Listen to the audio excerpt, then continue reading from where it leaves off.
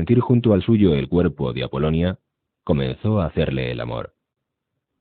Cuando hubieron terminado, Michael, como siempre, se sintió maravillado por la belleza y la pasión de su esposa. Apolonia abandonó la habitación y bajó al cuarto de baño. Michael, todavía desnudo y con el suave sol de la mañana acariciando su cuerpo, encendió un cigarrillo que se fumó tendido en el lecho. Era la última mañana que pasarían en la casa. Don Tomasino lo había dispuesto todo para que se trasladaran a otra localidad, en la costa meridional de Sicilia. Apolonia, que estaba en el primer mes del embarazo, quería ir a pasar unas semanas con su familia, por lo que se reuniría con él posteriormente. La noche anterior, don Tomasino se había reunido con Michael en el jardín, después de que Apolonia se hubo acostado. El don se había mostrado muy preocupado y admitió que la seguridad de Michael era algo que le quitaba el sueño.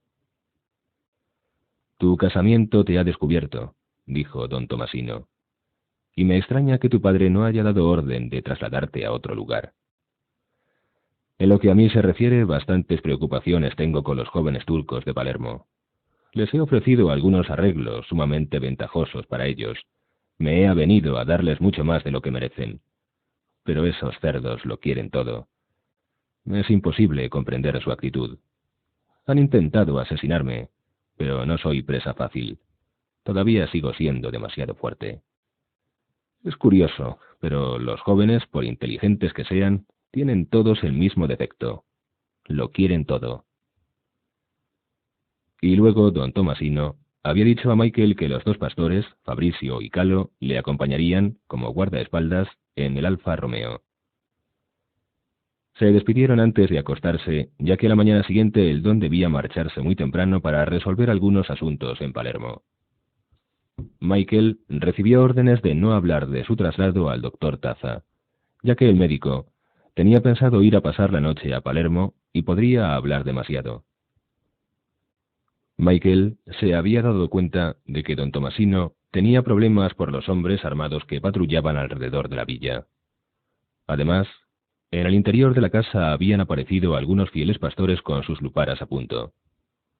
El mismo don Tomasino iba siempre bien armado y un guardaespaldas le seguía constantemente. El sol era ahora muy caliente. Terminado su cigarrillo, Michael se puso unos pantalones y una camisa de campesino y se caló una gorra como la que llevaban la mayoría de los sicilianos.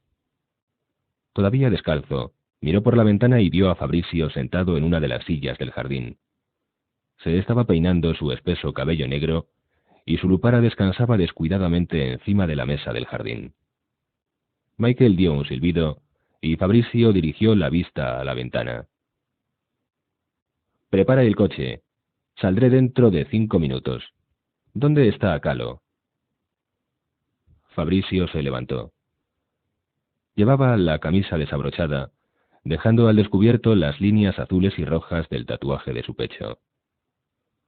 «Calo está en la cocina, tomándose una taza de café», respondió.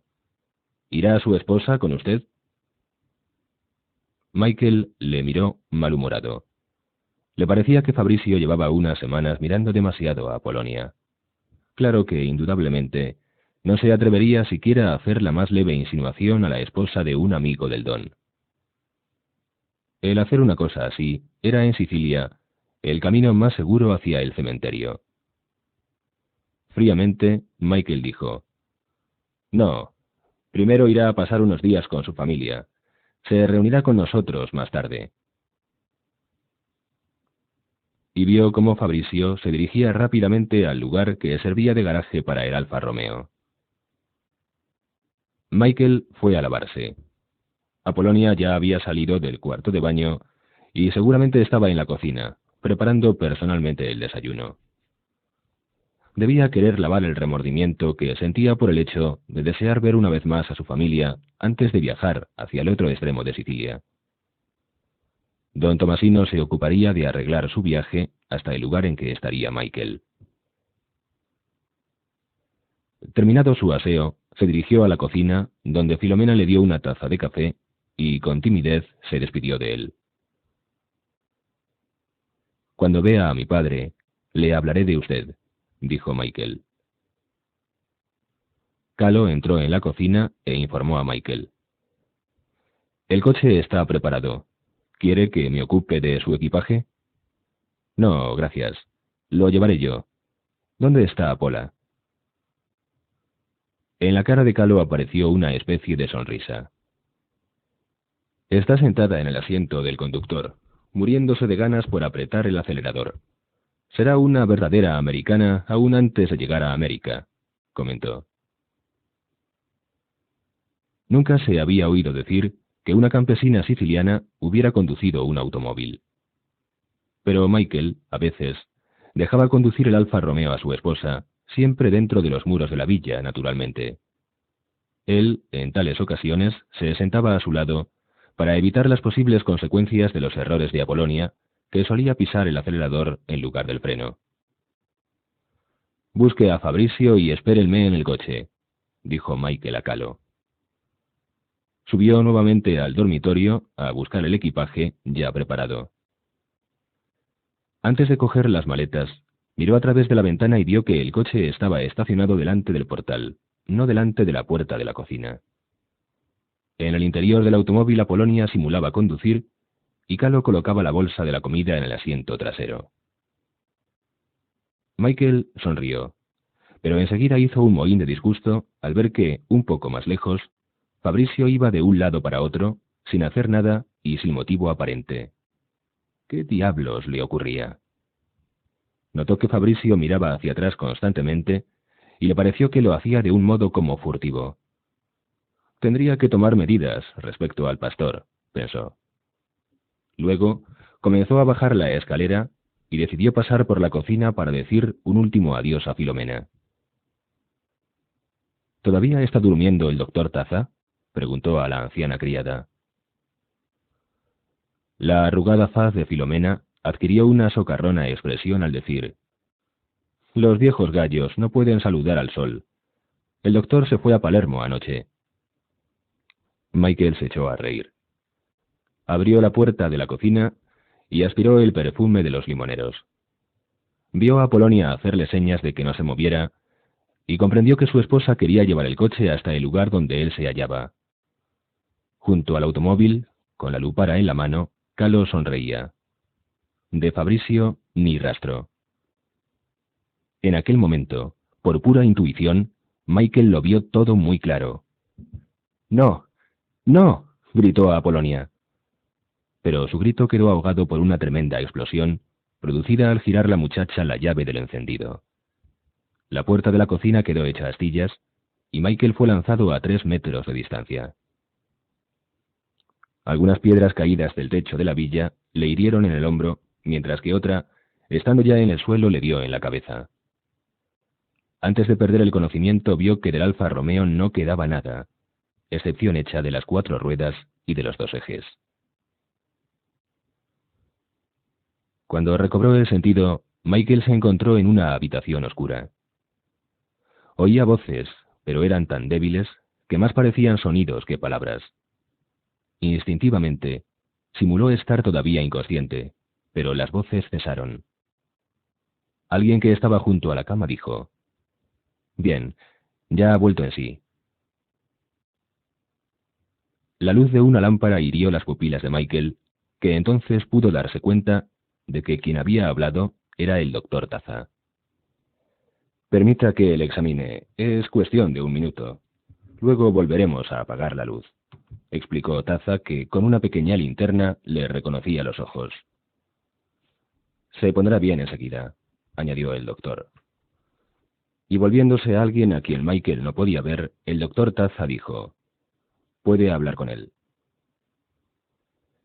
El médico se había dirigido a don Tomasino, que estaba sentado en una silla cercana al lecho. Ahora Michael le veía claramente. El don le decía: «Michael, Michael, ¿puedo hablar contigo? ¿O prefieres descansar?». El paciente hizo un ademán, pues sabía que el hablar le costaría un poco. «¿Fue Fabrizio el que sacó el coche del garaje?», preguntó don Tomasino. Michael, aún sin saberlo, sonrió. Era una sonrisa fría, y con ella quiso decir que sí, que había sido Fabrizio. Don Tomasino añadió: Fabrizio ha desaparecido. Escucha, Michael. Has estado inconsciente durante casi una semana. ¿Comprendes? Todos piensan que has muerto. Ahora pues es cuando más seguro estás. Ya no se preocuparán de ti.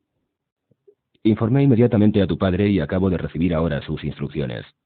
No tardarás en regresar a América. Entretanto, descansarás aquí. Estás en plena montaña, en una granja de mi propiedad. Los de Palermo han hecho las paces conmigo, ahora que suponen que has muerto, lo que demuestra que era a ti a quien perseguían. Querían acabar contigo, pero haciendo creer a todo el mundo que la presa era yo. He pensado que debías estar informado de la situación. En cuanto a todo lo demás, déjalo de mi cuenta. Tú debes limitarte a permanecer tranquilo y a recuperarte del todo. Ahora, Michael lo recordaba todo. Sabía que su esposa había muerto, al igual que Carlo. Pensó en la vieja criada. No podía acordarse de si había salido con él de la cocina. «¿Y Filomena?», murmuró. Fue don Tomasino quien respondió: «No le pasó nada. Solo le sangró un poco la nariz debido a la explosión. No te preocupes por ella». Michael dijo: «Diga a sus pastores que el que me entregue a Fabrizio será dueño de los mejores pastos de Sicilia». Los dos hombres dieron un suspiro de alivio.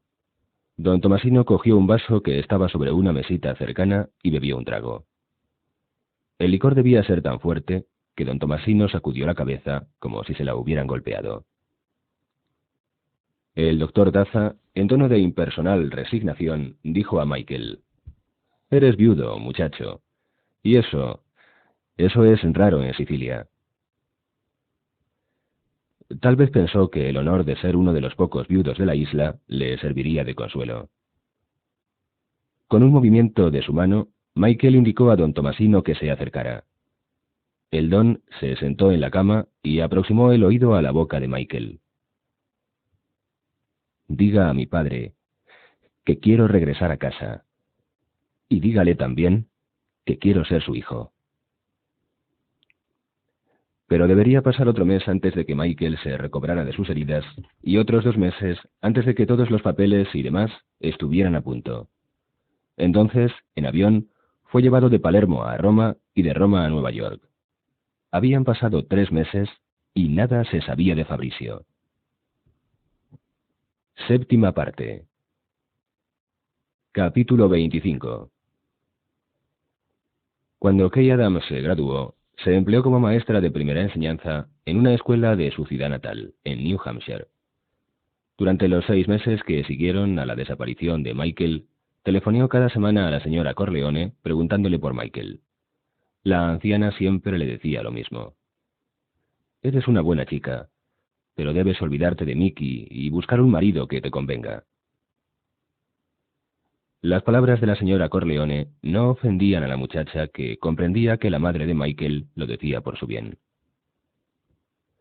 Cierto día, terminado un primer semestre escolar, Kay decidió ir a Nueva York para comprar algo de ropa y ver a algunas de sus antiguas compañeras de estudios. También pensó que, tal vez, le convendría buscar un empleo allí. Hacía mucho tiempo que no había estado en la gran ciudad. Durante casi 2 años había vivido como una solterona, leyendo y enseñando, sin salir con muchachos ni con amigas. Incluso había dejado de telefonear a Long Beach. Sabía que tendría que cambiar su modo de vivir, pues se sentía cada vez más irritable y desgraciada. Siempre había creído que Michael le escribiría o que al menos le haría saber de él. Pero no lo había hecho, y ello la humillaba profundamente. No comprendía el porqué de la desconfianza de Michael respecto a ella. A la mañana siguiente, Kay tomó el tren y a media tarde se encontraba ya en un hotel de Nueva York. Pero sus amigas trabajaban todas. Tendría que llamarlas por teléfono a la noche. Por otra parte, no tenía ganas de ir de compras, pues el largo viaje por ferrocarril la había fatigado. Sola en la habitación del hotel, pensó en las veces que ella y Michael se habían hecho el amor, y el recuerdo la llenó de tristeza. Entonces le vino a la mente la idea de telefonear a la madre de Michael. La llamada fue contestada por una ruda voz masculina cuyo acento pensó Kay era típicamente neoyorquino. Pidió por la señora Corleone y al cabo de unos minutos de silencio oyó la inconfundible voz de la madre de Michael que le preguntaba quién era. La muchacha se sentía un poco embarazada al decir: «Soy Kay Adams, señora Corleone. ¿Se acuerda de mí?» «Desde luego que me acuerdo, desde luego. ¿Cómo es que dejó de telefonearme? ¿Es que ha habido matrimonio?» «Oh, no. He tenido mucho trabajo». Kay quedó sorprendida al observar que a la anciana le había disgustado el cese de las llamadas. «¿Ha sabido algo de Michael?», dijo Kay. «¿Está bien?» Hubo unos segundos de silencio y luego la señora Corleone, con voz firme, contestó: «Mickey está en casa. ¿No te ha llamado? ¿No os habéis visto?» Kay sintió un vacío en su estómago y con voz temblorosa y lágrimas en los ojos preguntó: «¿Desde cuándo está en casa?» «Hace 6 meses que está con nosotros». Se sentía avergonzada por el hecho de que la madre de Michael supiera que éste la había tratado tan descortésmente. Y luego notó que la cólera se apoderaba de ella. Cólera contra Michael, contra su madre, contra todos aquellos italianos que eran incapaces de mantener una amistad aun cuando el amor hubiera desaparecido. Es que Michael no pensaba que ella sufriera por él. Es que ignoraba que en la vida de una mujer no todo se reduce a hacer el amor. Es que la había tomado por una de aquellas chicas italianas que se suicidaban cuando su seductor se negaba a casarse con ellas. A pesar de su ira, procuró seguir hablando con voz fría. «Muchas gracias, señora Corleone. Me alegro de que Michael haya regresado y de que esté bien. No volveré a telefonear, se lo prometo». La voz de la señora Corleone llegó impaciente a través del hilo, como si no hubiese oído nada de lo que Kay había dicho. «Sé que quieres ver a Mickey y quiero que vengas enseguida. Le darás una agradable sorpresa. Toma un taxi y cuando llegues di al hombre que está en la puerta que pague al taxista. Dile que le pagarás el doble de lo que marque el taxímetro, pues si no lo haces, no querrá venir a Long Beach. Pero no le pagues. De hacerlo se ocupará el hombre que está en la puerta». «No voy a venir, señora Corleone», dijo Kay secamente. «Si Michael deseara verme me hubiera telefoneado. Es evidente que no quiere reanudar nuestras relaciones». Con aspereza, la madre de Michael replicó: «Eres muy simpática y tienes las piernas muy bonitas, pero la inteligencia no te sobra. Vendrás a verme a mí, no a Mickey. Soy yo la que quiere hablar contigo. Ven enseguida. Y no pagues el taxi. Te espero». Y la señora Corleone colgó el auricular. Kay hubiera podido volver a llamar y decir que no iría, pero sabía que tenía que ver a Michael, que tenía que hablarle. Si se hallaba en su casa, es que ya no corría ningún peligro. Saltó de la cama y comenzó a arreglarse. Se maquilló y vistió con sumo cuidado, procurando que todo fuera perfecto. Pero cuando se disponía a partir, se miró al espejo. ¿Era más atractiva que antes o menos? Sus curvas eran más pronunciadas, sus labios más llenos, y sus senos habían aumentado de tamaño, cosa, pensó Kay, que gustaba a los italianos. Pero Michael siempre había dicho que le gustaba que fuera delgada. Sin embargo, ya nada de eso importaba. Michael ya no quería saber nada de ella. Su silencio lo demostraba. El taxista se negó a conducirla a Long Beach hasta que, sonriendo, Kay le dijo que le pagaría el doble de lo que marcara el contador. El trayecto duró casi 1 hora, y al llegar, la muchacha vio que la alameda había cambiado desde la última vez que estuvo allí. Estaba vallada, y una gran puerta de hierro cerraba la entrada. Un hombre vestido con unos pantalones flojos, camisa de color rojo y chaqueta blanca, abrió la puerta, acercó la cabeza a la ventanilla del taxi para leer lo que marcaba el taxímetro y dio unos billetes al taxista. Kay, cuando vio que el conductor no se quejaba de la cantidad recibida, Bajó del coche y cruzando la alameda se dirigió a la casa central. La puerta fue abierta por la señora Corleone en persona, que abrazó cariñosamente a Kay ante la sorpresa de ésta. Luego, con mirada crítica, miró a Kay de arriba abajo y dijo: «Eres una chica hermosa. Mis hijos son estúpidos». Seguidamente condujo a Kay a la cocina. Sobre la mesa había una bandeja llena de comida y en la estufa una cafetera. «Michael no tardará en llegar», afirmó la señora. «Le darás una buena sorpresa». Se sentaron la una al lado de la otra y la anciana insistió en que Kay comiera algo, mientras le hacía una serie de preguntas. Le gustó saber que la muchacha era maestra, que había venido a Nueva York a visitar a sus amigas y que tenía 24 años.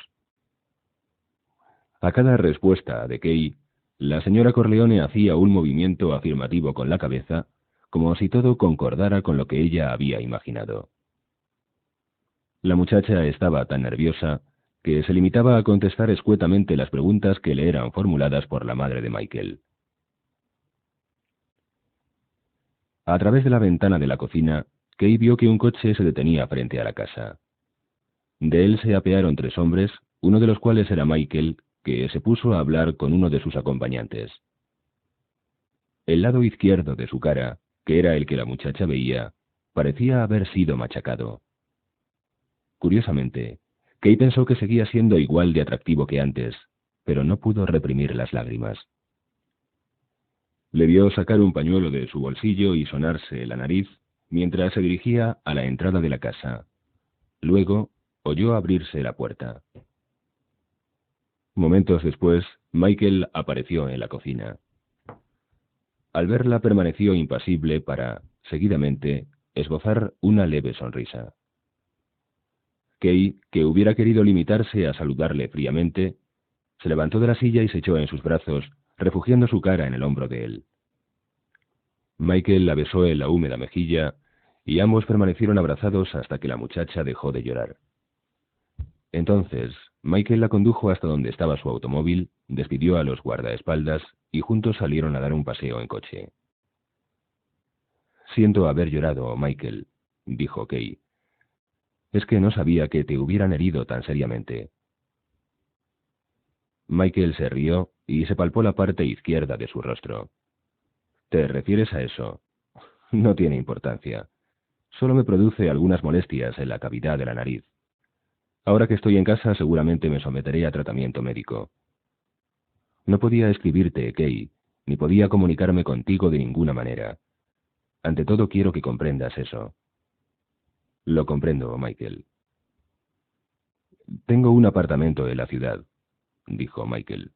¿Quieres que vayamos allí o prefieres comer en un restaurante? Durante unos momentos, mientras el coche se deslizaba por la carretera que conducía a Nueva York, ambos permanecieron en silencio hasta que Michael preguntó: ¿Terminaste tus estudios? Sí, y ahora soy maestra de primera enseñanza en una escuela de mi ciudad natal. ¿Encontraron al verdadero asesino del policía? Supongo que sí, puesto que estás en casa otra vez. Michael tardó unos segundos en contestar. Sí, lo encontraron. La noticia apareció en todos los periódicos de Nueva York. ¿No la leíste? Kay lanzó un suspiro de alivio al saber que Michael, él mismo acababa de decirlo, no era un criminal. El único periódico neoyorquino que se recibe en mi ciudad es el Times. Supongo que la noticia estaba en la página 89. Si la hubiese leído, hubiera llamado a tu madre más pronto. Es gracioso, pero por la forma en que tu madre hablaba, casi llegué a creer que eras tú el asesino. Y justo antes de que llegaras, mientras bebíamos una taza de café, me dijo que el criminal había confesado. Es que quizá mi madre, dijo Michael, también pensó al principio que había sido yo. ¿Tu propia madre? Es que las madres son como los policías, siempre creen lo peor. Michael aparcó el coche en un garaje de la calle Mulberry. El propietario parecía conocerle. Luego la condujo hasta una vieja casa situada a la vuelta de la esquina, que era como tantas otras casas de la miserable vecindad. Pero cuando Michael abrió la puerta del apartamento, Kay se encontró con que el interior era realmente lujoso. Consistía en una enorme sala de estar, una espaciosa cocina y un dormitorio. En un rincón de la primera habitación había un bar, y Michael preparó bebida para ambos. Se sentaron en un sofá, el uno junto al otro, y Michael dijo: «¿Por qué no nos vamos al dormitorio?». Kay, después de beber un buen sorbo de licor, sonrió y dijo: «Sí». Para la muchacha todo fue casi igual que antes había sido, excepto que ahora Michael era más rudo, menos tierno. Parecía que estuviera en guardia contra ella. Pero Kay no quería quejarse. Los hombres eran más sensibles en una cuestión como esta, pensó. Por otra parte, le sorprendió ver cómo después de casi 2 años de ausencia, consideraba la cosa más natural del mundo el acostarse con Michael. Era como si nunca se hubiesen separado. «Podías haberme escrito, podías haber confiado en mí», dijo Kay acariciando el cuerpo de Michael. «Hubiera practicado la omerta de Nueva Inglaterra. Los yanquis somos muy reservados». Michael se rió quedamente y dijo: «No podía imaginar que me esperaras después de lo que sucedió. Nunca creí que hubieras matado a aquellos 2 hombres. Claro que tu madre, por la forma en que me hablaba, me hizo dudar, pero en realidad nunca lo creí. Te conozco demasiado bien». En la oscuridad de la habitación, Kay oyó como Michael suspiraba. «Si lo hice o no lo hice es algo que no importa. Eso es lo que quiero que comprendas». La frialdad de la voz de él asombró un poco a la muchacha. «Dímelo claramente. ¿Fuiste o no fuiste tú?». Michael se sentó en la cama y encendió un cigarrillo. «Si te pidiera que te casaras conmigo, ¿tendría que responder a esta pregunta antes de que me contestaras?». «No me importa, Michael. Te quiero, y eso es lo único que me importa. Pero si me quisieras, no tendrías miedo de decirme la verdad. No temerías que pudiera denunciarte a la policía. Que eres un gánster, me tienes sin cuidado. En cambio, lo que sí me preocupa es el darme cuenta de que no me amas. Y lo prueba el que ni siquiera me telefonearas a tu regreso a casa». Cayó un poco de ceniza del cigarrillo de Michael sobre la desnuda espalda de Kay, quien al sentir la quemadura dijo bromeando: «Deja de torturarme, no hablaré». Michael no se rió. Con voz suave y como distraída dijo: «Cuando llegué a casa no sentí ninguna gran alegría al ver a mis padres, a mi hermana Connie o a Tom. Me gustó volver a verlos, claro está, pero nada más. En cambio, esta noche, al verte a ti en la cocina, he sentido una alegría enorme. ¿Es eso lo que tú entiendes por amor?». «Más o menos», repuso Kay. Volvieron a hacerse el amor. Esta vez, Michael fue más tierno. Y cuando hubieron terminado, él saltó del lecho para ir al bar, a preparar una nueva bebida para ambos. Al volver al dormitorio, se sentó en un sillón frente a la cama. «Hablemos en serio, Kay. ¿Deseas casarte conmigo?». La muchacha sonrió y le señaló la cama. Michael le devolvió la sonrisa y prosiguió: «Hablo en serio. No puedo decirte nada de lo que ocurrió. Ahora trabajo para mi padre. Estoy siendo preparado para hacerme cargo del negocio de importación de aceite de oliva. Pero ya sabes que mi familia tiene enemigos. Mi padre tiene enemigos. Aunque no es probable, siempre existe la posibilidad de que te convirtieras en una viuda joven. Si nos casamos, no te contaré todo lo que ocurra diariamente en la oficina. Es más, no te contaré nada de mis negocios. Serás mi esposa, si me aceptas, naturalmente, pero no serás mi socio, ¿comprendes? Por lo menos, no un socio con igualdad de derechos. Eso no podría ser». Kay se sentó en la cama. Encendió la lámpara que estaba encima de la mesilla de noche y luego se puso un cigarrillo en los labios. Se recostó en la almohada y dijo: «Me estás diciendo que eres un gánster, ¿no es cierto?». Me estás diciendo que eres responsable de la muerte de algunas personas, amén de otras cosas casi tan horribles. Y me dices que no tengo derecho a preguntarte nada, que no debo siquiera pensar en esas cosas. Es como en las películas de terror cuando el monstruo pide a la bella que se case con él. Michael hizo una mueca de disgusto, y entonces Kay, apenada, dijo: Lo siento, Mike. Te prometo que al decir esto no pensaba en tu cara, te lo juro. Lo sé, respondió Michael, riendo.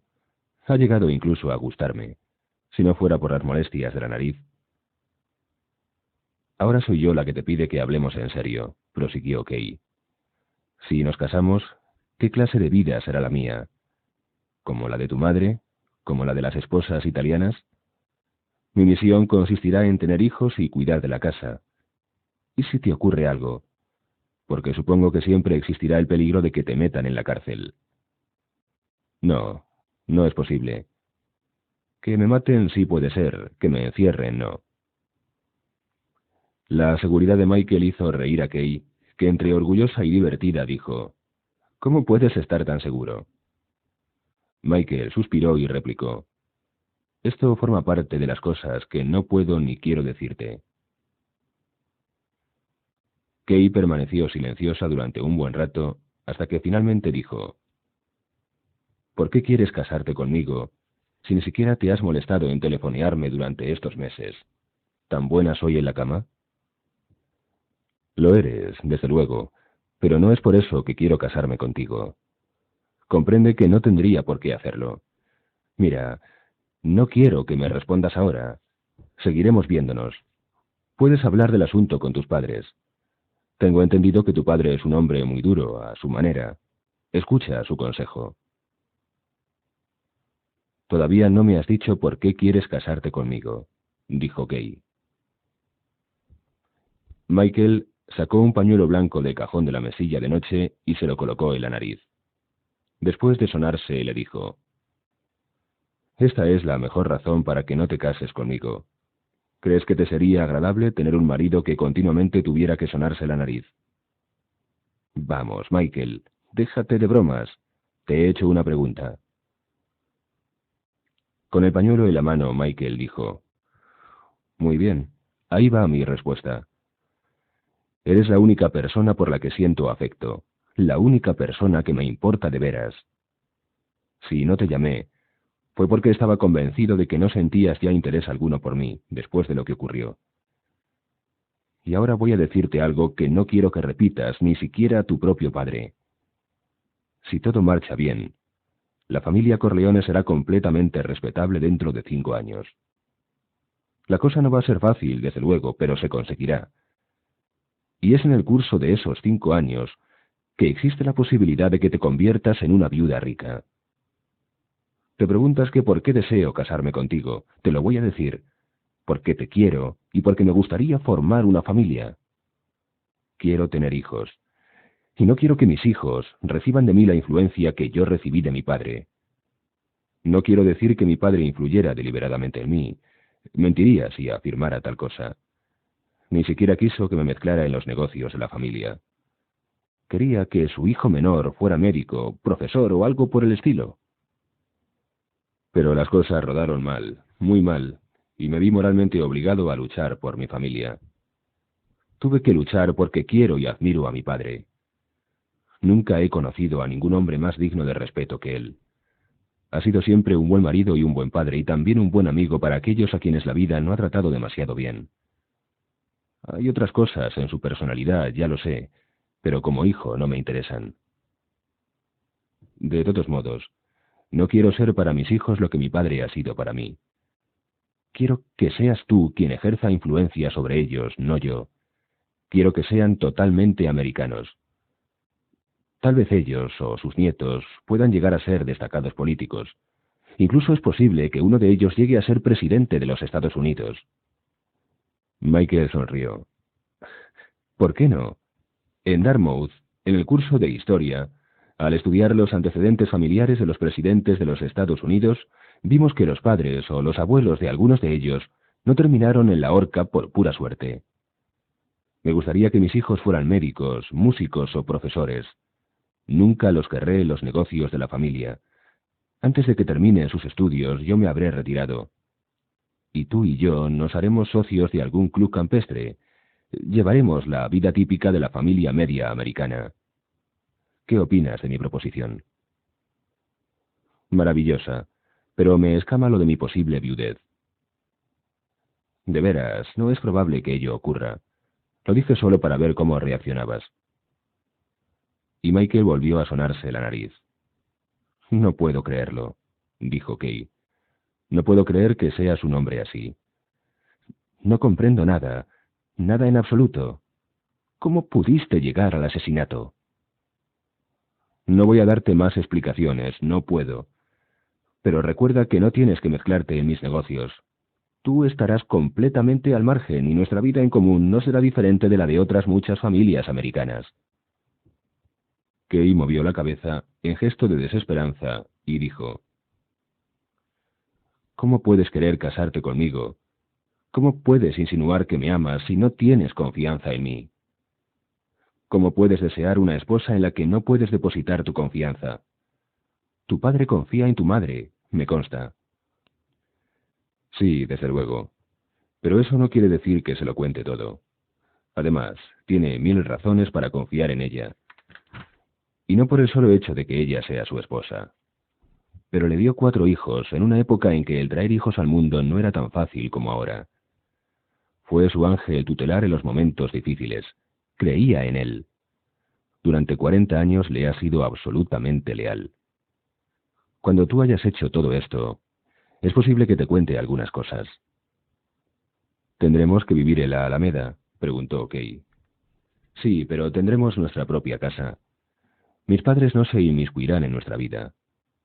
Mientras no transcurran los 5 años de que te he hablado, nuestro domicilio estará en la Alameda. Porque tu vida correría peligro si vivieras en otra parte, señaló la muchacha. Por vez primera desde que le conocía, vio a Michael irritado. Era una ira fría, una ira que ni los gestos ni la voz exteriorizaban.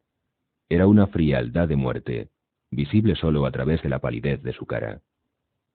La muchacha pensó que si algo le hacía decidir no casarse con Michael, ese algo sería la ira fría que ahora dominaba al hombre a quien amaba.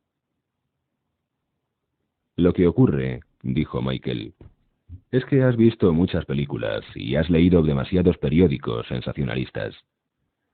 Tienes una idea muy equivocada de mi padre y de la familia Corleone. Voy a explicarte algo más. Mi padre es un hombre de negocios que trata de ganar dinero para mantener a su familia y para ayudar a sus amigos necesitados. No acepta los dictados de la sociedad, porque tales dictados le hubieran condenado a una vida indigna de un hombre de su inteligencia y personalidad. Lo que quiero que comprendas es que él se considera al mismo nivel que un presidente, un primer ministro, un juez del Tribunal Supremo o un gobernador de cualquier estado. Se niega a aceptar que le impongan su voluntad. No quiere acatar las leyes dictadas por los otros hombres, unas leyes que le hubieran condenado a ser un fracasado.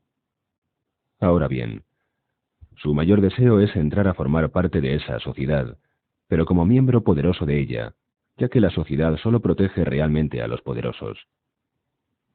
Mientras, actúa basándose en un código que él considera muy superior a las estructuras legales de la sociedad. Kay le miraba incrédulamente. Pero eso es ridículo. ¿Qué pasaría si todos hicieran lo mismo? Volveríamos a la época del hombre de las cavernas. Es verdad lo que acabas de decirme, Mike. Mira, mi padre piensa así, y puedes tener la seguridad de que no es un loco ni un tonto. Y tampoco tiene la obsesión de matar, a pesar de lo que puedas pensar. ¿Y en cuanto a ti?, preguntó Kay. Michael se encogió de hombros y dijo: Yo creo en mi familia. Creo en ti y en los hijos que podamos tener. No confío en la protección de la sociedad, y no tengo intención alguna de poner mi destino en manos de unos cuantos tipos cuyo único mérito reside en habérselas ingeniado para conseguir los votos de la gente. Eso de momento. La época de mi padre ha pasado ya, y las cosas que él hizo ya no pueden hacerse, pues el riesgo es ahora mucho mayor que antaño. Nos guste o no nos guste, la familia Corleone tiene que integrarse en la sociedad. Pero cuando lo haga, quiero que tengamos un gran poder, un poder basado, entre otras cosas, en el dinero. Quiero asegurar el futuro de mis hijos y cuando lo haya conseguido, la familia Corleone se unirá al destino general. Pero tú luchaste como voluntario por los Estados Unidos. Incluso llegaste a ser un héroe de guerra. ¿Qué es lo que te ha hecho cambiar? Mira, Kay, esta polémica no nos llevará a ningún sitio. Tal vez no soy más que un anticuado y provinciano conservador. Mis asuntos quiero resolverlos yo mismo. Los gobiernos no hacen gran cosa por la gente. Bueno, pero todo son divagaciones. Todo lo que puedo decirte es que debo ayudar a mi padre, que debo estar a su lado. Y tú debes decidir si quieres o no estar al mío. Sospecho que el casarse no es una buena idea. Kay dio un golpecito a la cama y dijo: No sé nada del matrimonio, pero he estado 2 años sin un hombre, y ahora que vuelvo a tenerlo no lo dejaré escapar fácilmente. Ven, Mike. Una vez en la cama, con las luces apagadas, Kay murmuró: ¿Crees que no he estado con hombre alguno desde que te marchaste? Lo creo. ¿Y tú? ¿Has estado con otra mujer? Sí, respondió Michael, y notó que la carne de la muchacha se endurecía, pero con ninguna durante los últimos 6 meses. Y era cierto. Kay era la primera mujer a la que había hecho el amor desde la muerte de Apolonia. Capítulo 26. La ostentosa suite daba al jardín artificial de la parte posterior del hotel. Las palmeras se reflejaban, al igual que las estrellas del firmamento, en el agua de las 2 enormes piscinas. A lo lejos, en el horizonte, se divisaba la silueta de las montañas que rodean la ciudad de Las Vegas. Johnny Fontaine dejó caer la pesada y costosa cortina de color gris y regresó al salón. Un grupo de 4 personas, integrado por un jefe de sala, un servidor de cartas, un ayudante y una camarera vestida con su sucinta indumentaria de nightclub, arreglaban la sala para una sesión privada. Nino Valenti estaba tendido en un sofá, con un vaso de whisky en la mano, mirando a los empleados del casino colocar la mesa, con sus correspondientes 6 sillas acolchadas. Con voz gangosa, aunque no completamente ebria, dijo: Ven, Johnny, ven a jugar conmigo contra estos bastardos. Hoy es mi día de suerte.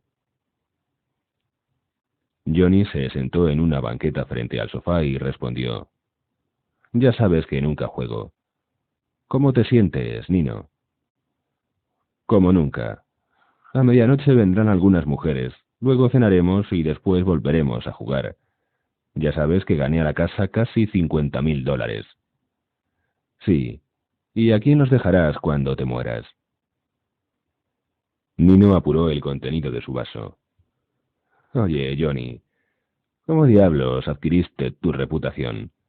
Eres el aburrimiento personificado. Cualquier turista se divierte más que tú en esta ciudad. Johnny le preguntó: ¿Quieres que te acompañe hasta la mesa? Nino luchó por ponerse de pie y consiguió, no sin esfuerzo, plantar firmemente los pies en el suelo. Puedo ir solo, Johnny.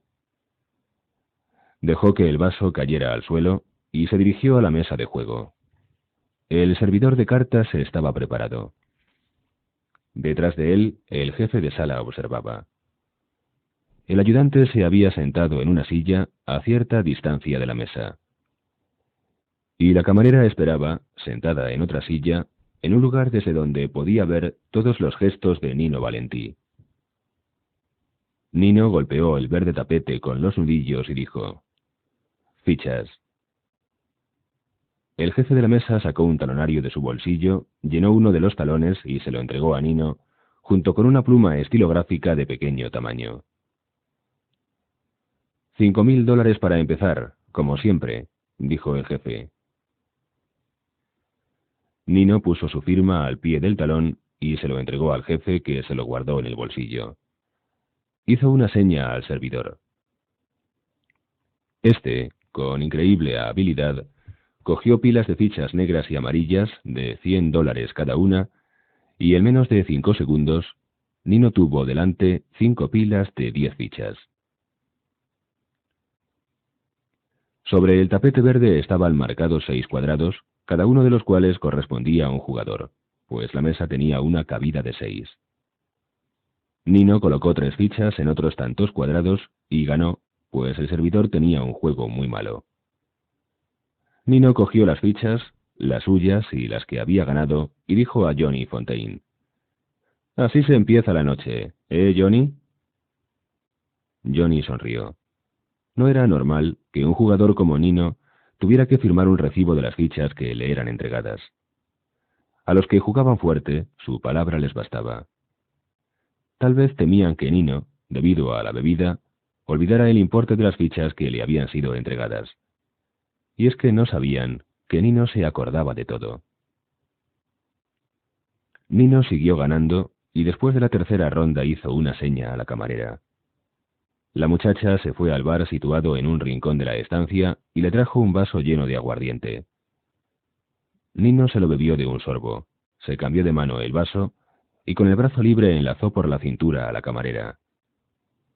«Siéntate a mi lado, muñeca. Te dejo jugar algunas manos. A ver si me da suerte». La muchacha era muy hermosa, pero Johnny pensó que carecía de personalidad. Estaba sonriendo a Nino. Se veía a la legua que se moría de ganas de jugar. Johnny se preguntaba qué diablos había visto su amigo en ella.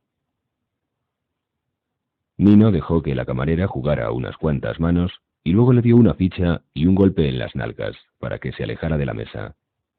Entonces Johnny le pidió que le trajera una bebida. La trajo, naturalmente, pero al hacerlo parecía estar interpretando la escena culminante de una película dramática.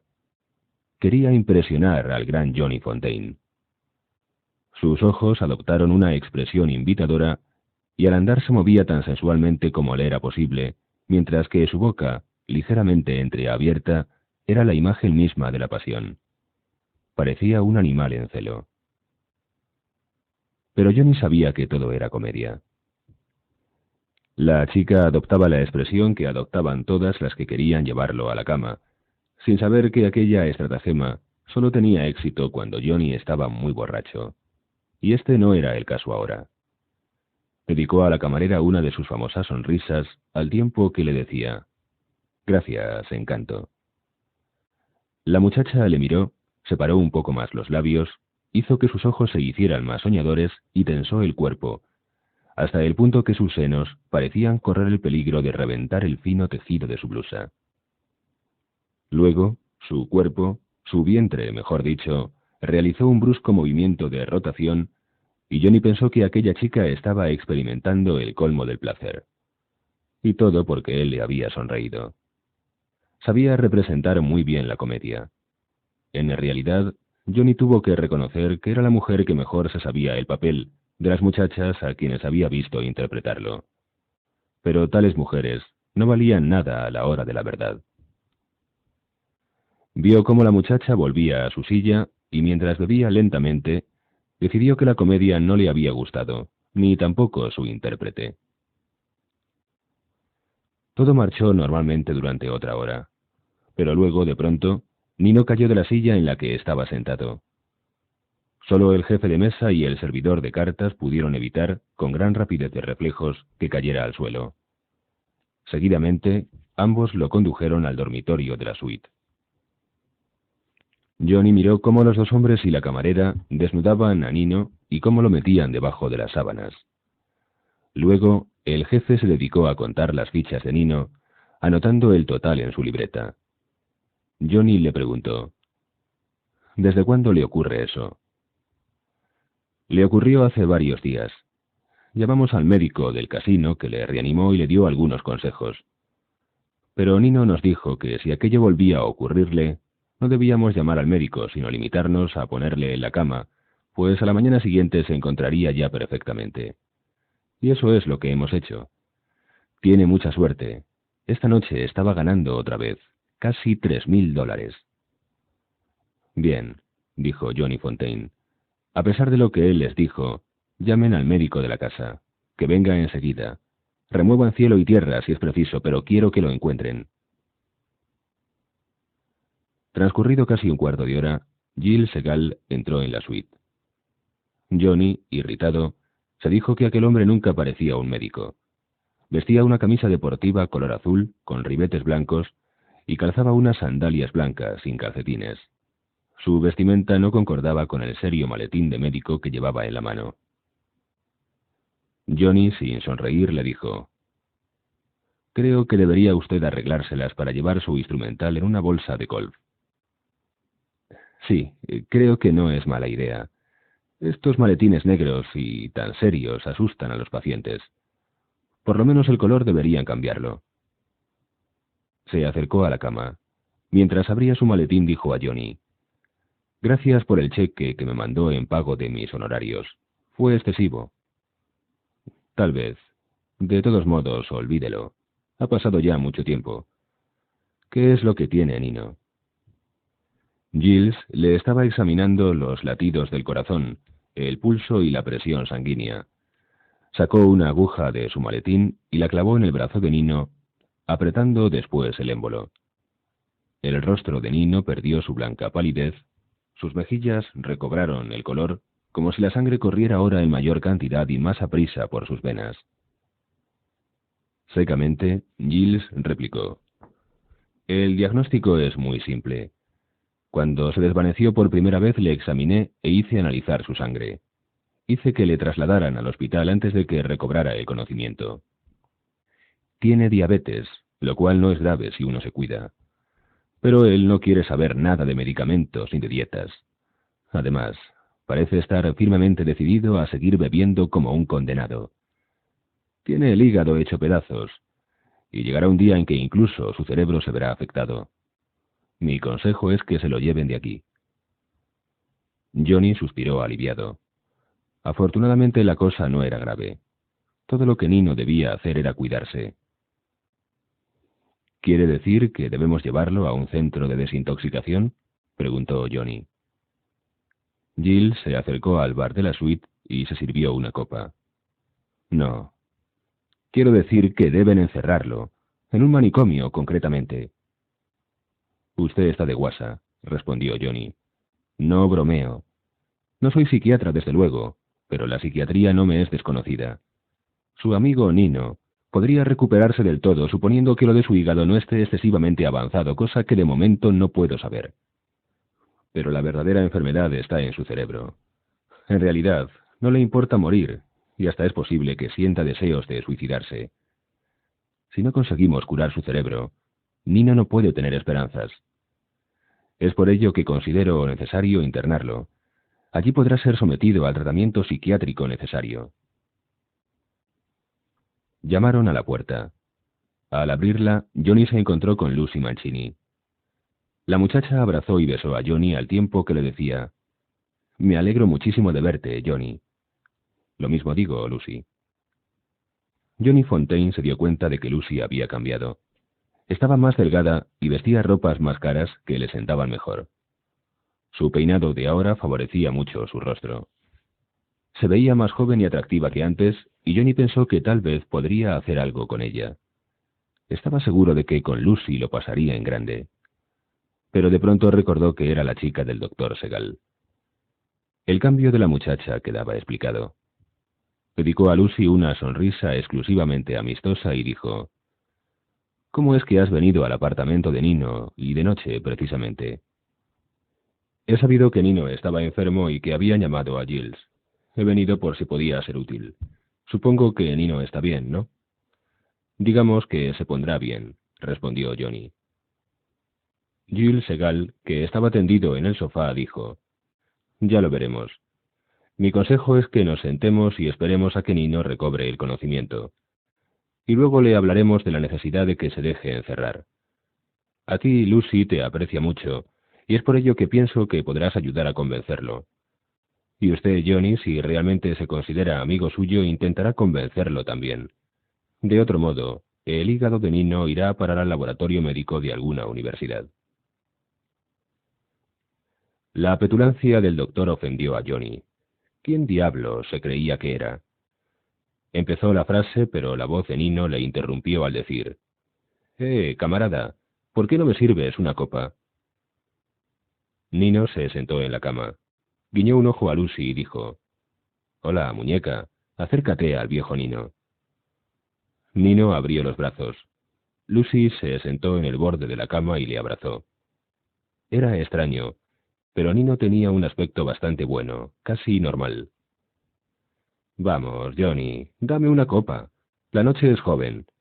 ¿Dónde diablos está mi mesa de juego? Giles bebió un sorbo de su vaso y dijo a Nino: No puede beber. Su médico se lo prohíbe. Nino se irritó. Mi médico. Que se jorobe. Luego, con fingida contrición, añadió: no se ofenda, Giles. No lo decía por usted. No me acordaba de que mi médico es ahora Giles Segal. Oye, Johnny, sírveme una copa. Si no lo haces, me la serviré yo mismo. Johnny se dirigió hacia el bar. Con indiferencia, Giles dijo: Insisto en que no debe beber. Entonces supo Johnny qué era lo que le irritaba de Giles. La voz del médico era siempre fría, una voz baja y controlada, dijera lo que dijera. Cuando avisaba, el aviso estaba solo en sus palabras, no en su voz, que permanecía neutral. Fue esto lo que impulsó a Johnny a llenar de whisky el vaso de Nino.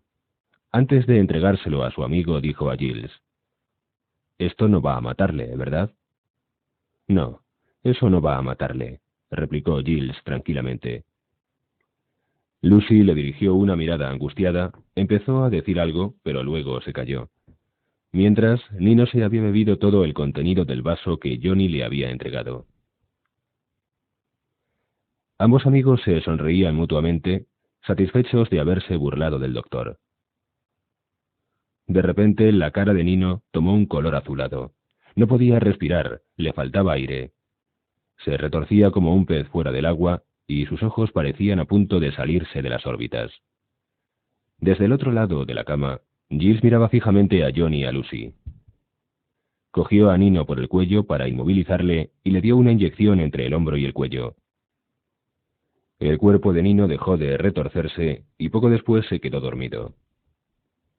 Johnny, Lucy y Giles salieron del dormitorio y se sentaron alrededor de la mesa instalada en la antesala. Lucy telefoneó pidiendo café y algo de comer. Johnny, mientras, se acercó al bar y se preparó un combinado. ¿Sabía usted que el whisky le produciría esa reacción?, preguntó Johnny. Sí, lo sabía, respondió Giles. ¿Por qué, pues, no me lo advirtió? Le advertí, Johnny. No me advirtió debidamente, insistió Johnny airado, pero controlando la voz. Usted no sabe hablar, y si sabe, lo disimula muy bien. Sus palabras son molestas y chabacanas. Me dice que debemos encerrar a Nino en una casa de locos, cuando hubiera podido emplear la palabra sanatorio. Le gusta molestar a la gente, ¿no es cierto? Lucy tenía la mirada baja. Giles seguía sonriendo a Fontaine. Nadie hubiera podido evitar que usted diera de beber a Nino. Quería demostrar que no aceptaba mis avisos, mis órdenes. ¿Recuerda cuando me ofreció ser su médico personal, después de lo de su garganta? Si no acepté, fue porque sabía que no podríamos entendernos. Un médico piensa que es Dios, que es el sumo sacerdote de la sociedad moderna, uno de sus elegidos. Pero usted nunca me consideraría de ese modo. Para usted yo hubiera sido siempre un dios algo ridículo, como esos doctores que tienen ustedes en Hollywood. ¿De dónde sacan a tales médicos? Realmente, si saben algo, procuran disimularlo.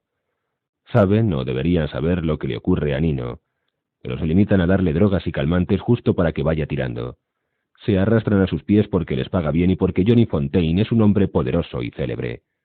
Y claro, usted les considera como verdaderas eminencias de la medicina, sin saber que a ellos les importa un bledo que la gente viva o muera. Pues bien, mi hobby, que reconozco es imperdonable, consiste en evitar que la gente se muera. Si le he permitido que diera un vaso de whisky a Nino, es porque he querido demostrarle lo que puede ocurrirle. Y bajando la voz, Giles prosiguió. Su amigo casi no tiene remedio. Comprende bien mis palabras. No ha recibido los cuidados médicos necesarios. Su presión sanguínea, su diabetes y sus malos hábitos pueden provocar una hemorragia cerebral en el momento menos pensado. Su cerebro dejará de funcionar normalmente. ¿Se da usted perfecta cuenta de lo que le estoy diciendo? Sí, he hablado de encerrarlo en un manicomio.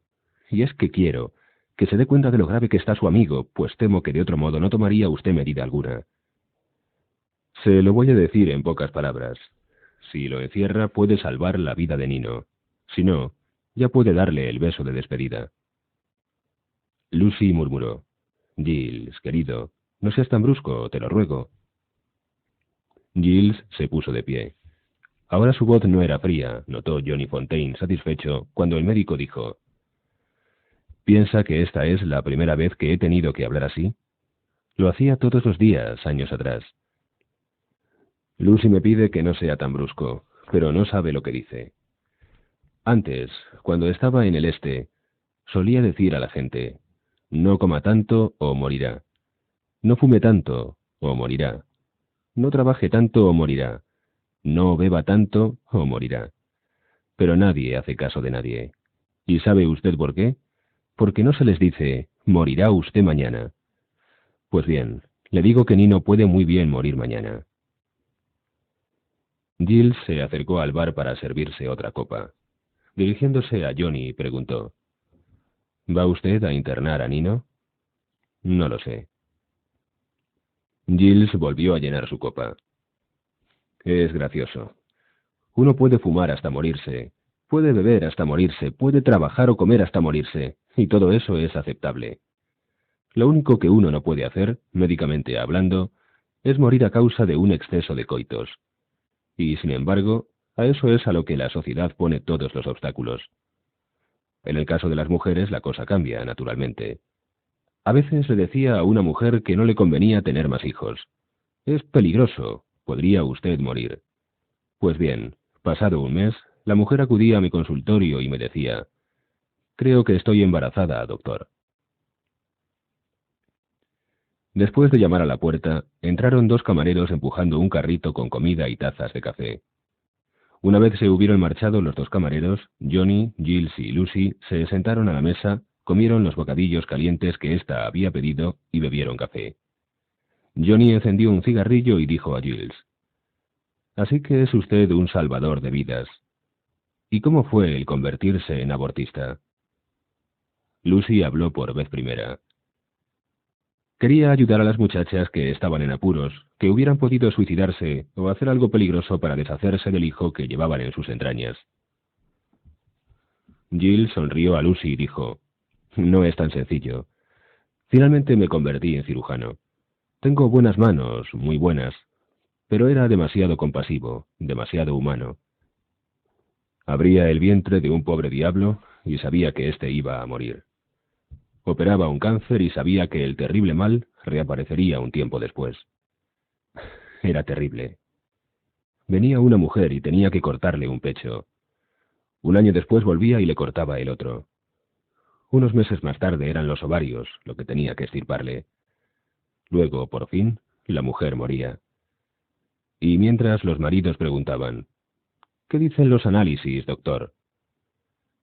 Llegó el momento en que empleé a una nueva secretaria con el único objeto de que contestara a tales preguntas. A los pacientes los veía únicamente cuando estaban listos para ser examinados o intervenidos. Pasaba el mínimo de tiempo posible con la víctima, porque, después de todo, yo era un hombre muy ocupado. Y luego, acabado mi trabajo, dejaba que el marido hablara conmigo durante 2 minutos. Es el fin, les decía. Pero nunca oían la última palabra. Llegué a pensar que hablaba con voz demasiado baja, por lo que, deliberadamente, decía «es el fin» en voz más alta de lo normal, para que me entendieran. Un día practiqué un aborto. Aquello era otra cosa. Era sencillo de hacer y después todos se sentían felices. Por fin había descubierto el trabajo que me gustaba. Como no creo que un feto de 2 meses sea un ser humano, por este lado no había problemas. Ayudaba a muchachas solteras y a mujeres casadas que se hallaban en apuros. Tenía la conciencia tranquila y, además, ganaba mucho dinero. Cuando me descubrieron me sentí como el desertor que es hecho prisionero. Pero tuve suerte, pues un amigo mío muy influyente cuidó de conseguir mi libertad. Desde entonces, sin embargo, no puedo operar en los grandes hospitales. Por eso estoy aquí, dando buenos consejos y sabiendo que no van a hacerme caso. En lo que a mí se refiere, no es que no le haga caso, se excusó Johnny Fontaine, sino que lo estoy pensando. Finalmente, Lucy desvió la conversación preguntando: ¿A qué has venido a Las Vegas, Johnny? ¿A descansar o a trabajar? Mike Corleone quiere verme. Vendrá esta noche, acompañado de Tom Hagen. Tom dijo que también vendrán a verte a ti. ¿Sabes de qué se trata? Lucy hizo un movimiento negativo con la cabeza y dijo: Cenaremos todos juntos mañana por la noche. Freddy también. Pienso que puede tener que ver con el hotel. El casino ha estado perdiendo dinero últimamente y eso no puede ser. Quizás el Don ha decidido que Mike venga a echar una ojeada. He sabido que, por fin, Mike se ha hecho a arreglar la cara, dijo Johnny. Sospecho que fue Kay quien le convenció de que lo hiciera, señaló Lucy riendo. El lado izquierdo de su rostro era verdaderamente horrible. La familia Corleone quiso que Giles asistiera como consejero y observador a la operación. Yo les recomendé que lo hicieran, dijo Johnny secamente. No lo sabía, dijo Lucy. De todos modos, Mike dijo que quería hacer algo por Giles. Es por eso que nos llevará a cenar mañana. Giles dijo pensativamente: No se fía de nadie. Me dijo que estuviera al tanto de los movimientos de cuantos estaban en el quirófano. Pero todo se desarrolló muy bien. Por otra parte, la operación no era difícil. La hubiera podido llevar a cabo cualquier cirujano razonablemente competente. Se oyó un ruido procedente del dormitorio y los dos hombres y Lucy miraron hacia allí. Nino había vuelto a recuperar el sentido. Johnny fue a sentarse en la cama y Giles y Lucy se acercaron también, pero quedándose al pie del lecho. Nino les dedicó una descolorida sonrisa y dijo: De acuerdo, me convertiré en un hombre juicioso. Me siento realmente mal. ¿Recuerdas, Johnny, lo que sucedió hace un año cuando estábamos con aquellas dos chicas en Palm Springs? Te juro que no sentí celos. Me alegré. ¿Me crees, no, Johnny? Desde luego, Nino, te creo. Lucy y Giles se miraron. Por lo que de él sabían, Johnny Fontaine era totalmente incapaz de quitar la chica de un amigo íntimo. ¿Y por qué decía Nino que no estaba celoso, si había transcurrido ya un año? Por la mente de ambos pasó el mismo pensamiento. ¿Se emborrachaba Nino porque una chica le había dejado por Johnny Fontaine? Giles volvió a examinar a Nino. Haré que una enfermera esté en su habitación toda la noche. Deberá usted permanecer en cama durante 2 días. Y no haga tonterías. De acuerdo, doctor, respondió Nino en tono jocoso. Solo pido que la enfermera no sea demasiado guapa. Giles pidió una enfermera y seguidamente él y Lucy se marcharon. Sentado en una silla, junto a la cama, Johnny esperó la llegada de la enfermera. Nino se estaba durmiendo y su cara seguía presentando una gran palidez. Johnny pensó en lo que su amigo había dicho, de que no sintió celos por lo ocurrido un año atrás en Palm Springs. Nunca hubiera podido imaginar que Nino fuera celoso. Un año atrás, Johnny Fontaine, sentado en su lujosa oficina de la empresa cinematográfica de su propiedad, se sentía mal, muy mal. Sí, la primera película que había producido, con él como protagonista y con Nino en un importante papel, estaba dando mucho dinero. Todo había ido a la perfección. Todos habían realizado muy bien su trabajo. La película costó menos dinero del presupuestado. Todos ganarían mucho con ella, y seguramente Jack Walsh se estaría mordiendo los puños de pura rabia.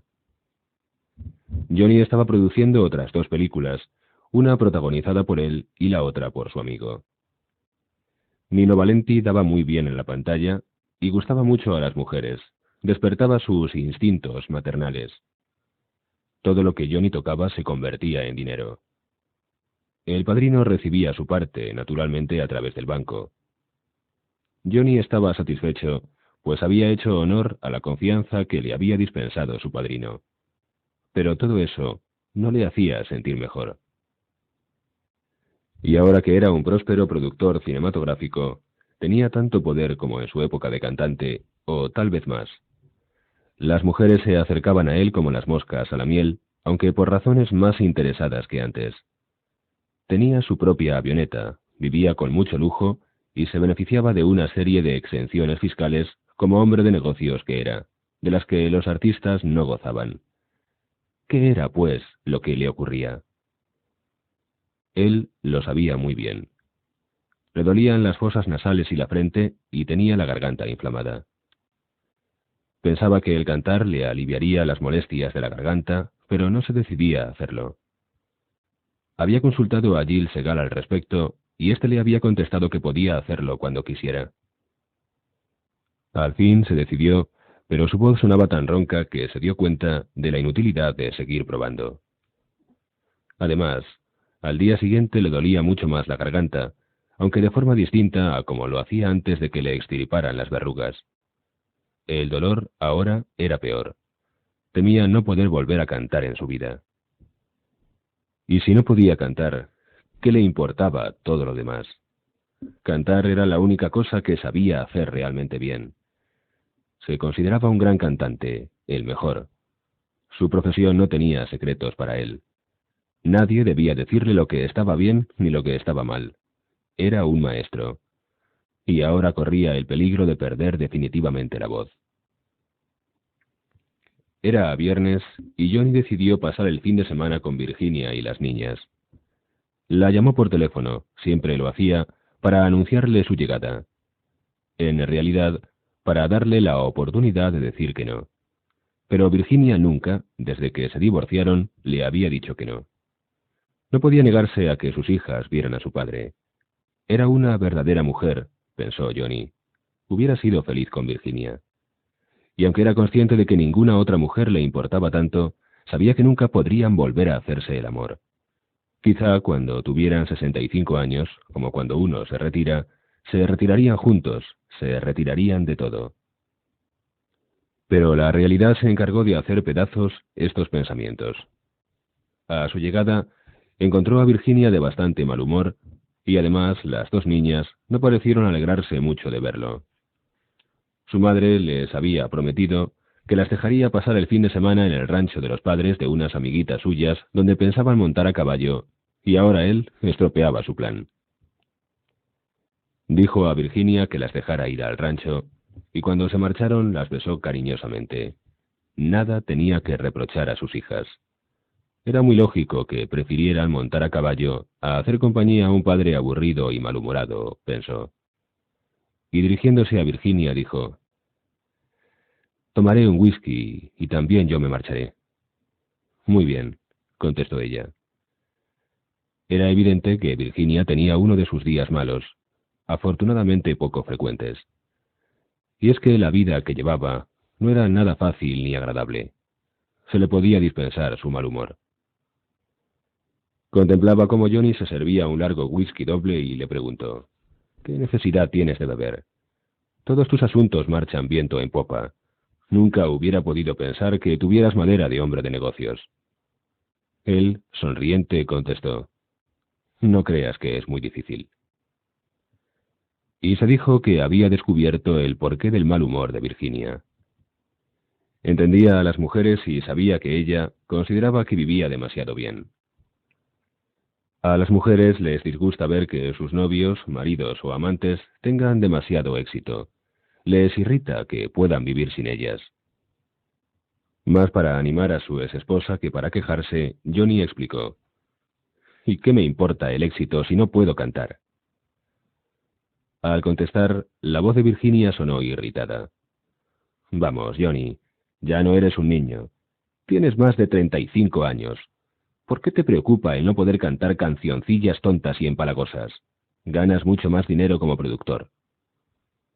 Johnny la miró con expresión indefinible y dijo: «Soy cantante. Me gusta cantar. ¿Qué tienen que ver los años con eso?». «Nunca me ha gustado tu forma de cantar», replicó Virginia con impaciencia. «Ahora que has demostrado que sabes hacer películas, me alegro de que no puedas volver a cantar». Con una violencia impropia de él, Johnny gritó: «Lo que estás diciendo es una majadería». Estaba anonadado. ¿Cómo podía Virginia sentir tanta antipatía, tanto odio hacia él? Virginia, que no estaba acostumbrada a que Johnny se enojara con ella, se había quedado boquiabierta. Segundos después, sin embargo, consiguió reaccionar y arguyó: «¿Es que crees que puede gustarme mucho el ver que millares de mujeres se enamoran de ti con solo oírte cantar? ¿Te gustaría que me paseara desnuda por la calle para que los hombres fueran detrás de mí? Pues algo así es lo que tú hacías por mediación de tus canciones. Por eso yo deseaba que perdieras la voz, que no pudieras volver a cantar nunca más. Pero eso era antes de que nos divorciáramos». Johnny terminó su bebida y replicó: «No comprendes nada, absolutamente nada». A continuación se fue a la cocina y marcó el número de Nino. Se pusieron rápidamente de acuerdo para ir a pasar el fin de semana a Palm Springs y dio a Nino el número de una muchacha, una belleza que le gustaba mucho. «Dile que traiga a una amiga para ti», dijo Johnny. «Estaré contigo dentro de 1 hora». Virginia le despidió fríamente. A él no le importó mucho, pues aquella era una de las raras veces en que se había irritado con ella. Pasaría un fin de semana agradable y sacaría de su cuerpo todo el veneno que llevaba dentro, pensó. En Palm Springs, Johnny Fontaine tenía una casa de su propiedad. Cuando llegó, ya estaban allí Nino y las dos muchachas, que eran muy jóvenes y por lo tanto alegres y poco ambiciosas. Algunas personas habían acudido a la piscina de la finca a bañarse con ellos antes de cenar. Poco después, Nino, acompañado por la chica que le correspondía, subió a su habitación para vestirse y divertirse un poco. Johnny no se encontraba en forma, por lo que envió a su chica, una rubia baja y regordeta llamada Tina, a ducharse sola. Nunca había podido hacer el amor a otra mujer después de haber discutido con Virginia. Se dirigió al salón, cuyas paredes eran de vidrio, y se sentó al piano. Muchos años antes, cuando iba con la orquesta, a veces cantaba acompañándose al piano, pero aquello había quedado muy atrás. Se puso a cantar en voz baja, sin forzar en absoluto la voz. Y antes de que se diera cuenta, Tina estaba allí, preparándole una bebida. Luego, la muchacha se sentó a su lado, y ambos cantaron a dúo hasta que Johnny decidió ir a ducharse. En el baño siguió cantando, siempre en voz muy baja, y lo mismo hizo mientras se vestía. Cuando regresó al salón, Tina seguía estando sola.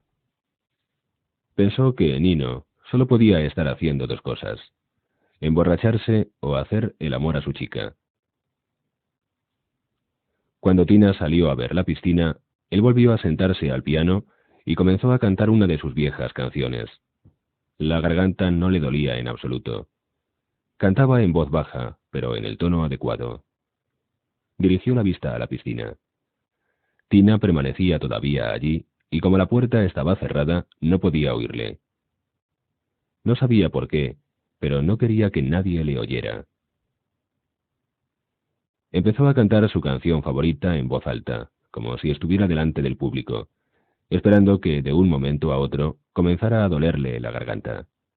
Pero esperó en vano. Johnny notó que su voz era diferente de antes, pero consideró que seguía siendo buena. Era más profunda, más varonil. Terminada la canción, permaneció sentado al piano, pensando en su voz. «No está mal, viejo amigo, no está nada mal», dijo Nino detrás de él. Johnny se volvió. Nino estaba de pie en la puerta, solo. Su chica debía estar en otra parte. Y Johnny se alegró. No le importaba que Nino le oyera cantar. «Oye, Nino, tenemos que deshacernos de las chicas. Diles que se marchen». «Díselo tú.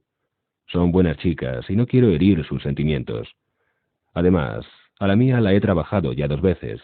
¿Crees que puedo despedirla sin darle siquiera de cenar?»